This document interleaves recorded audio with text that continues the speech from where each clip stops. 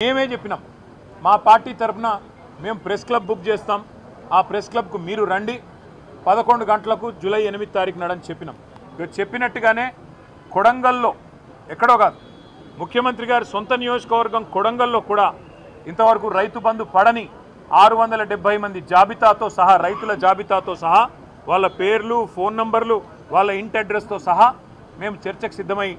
బయలుదేరిపోతా ఉన్నాం అట్లాగే రాష్ట్ర వ్యాప్తంగా మరి జరగని రుణమాఫీ పడని రైతు బంధు అదేవిధంగా రాని బోనస్సు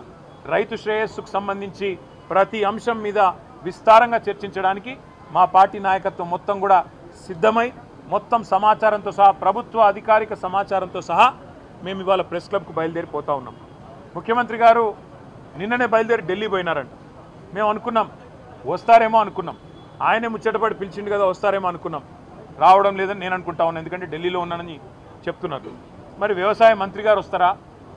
లేదా ఇంకెవరన్నా బాధ్యత గల మంత్రి గారు వస్తారా లేక ఉప ముఖ్యమంత్రి గారు వస్తారా మాకు తెలియదు ఎందుకంటే ముఖ్యమంత్రి గారు స్వయంగా విసిరిన సవాల్ కాబట్టి తప్పకుండా వారి ప్రభుత్వం నుంచి ఎవరన్నా ఒక బాధ్యత గల వ్యక్తి వస్తారని నేను అనుకుంటా ఉన్నా మేము పోతాము అక్కడ ఎదురు చూస్తాం ఎవరన్నా బాధ్యత గల మంత్రో ఉప ముఖ్యమంత్రో వస్తే వారితో కూడా మాకేం బేసిజం లేదు ముఖ్యమంత్రి రావాలి అని మేమేం అంటలేం ముఖ్యమంత్రి గారి తరపున ఒక మంత్రి వచ్చినా వారితో చర్చించడానికి మేము సిద్ధంగా ఉన్నాం